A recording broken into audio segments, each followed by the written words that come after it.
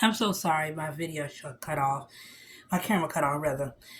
So we think we got all the time in the world, but we really don't have all the time in the world, because we don't know what's going to happen today or tomorrow, but all we know is that we have to trust in God and we have to give him his due respect. We have to acknowledge him, and the Bible says that God says that, everybody going to know who he is when he comes back and gather his flock.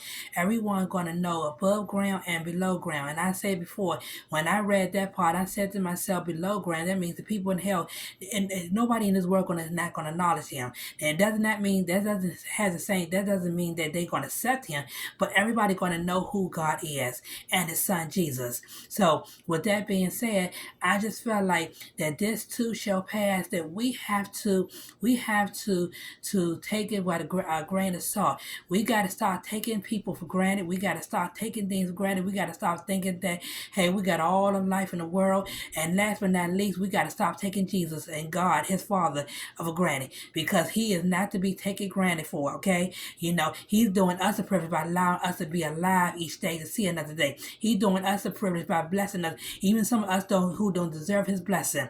The ones who out there doing those wicked sin, and they still being able to be alive. Yes, they're sin, that blessing that comes from the devil. Yes, it is. And there's blessing come from God. But even though the blessing comes from the devil, they still are, God still is loving them and still have mercy on them, because God allowed them to still be alive upon this earth. And even though, and I like to believe that why he's doing it is because he's still trying to give that individual person a opportunity to turn their lives over to him. And sometimes it's too late. Sometimes they'll never see the signs and the knowledge of the fact that God is trying to help them.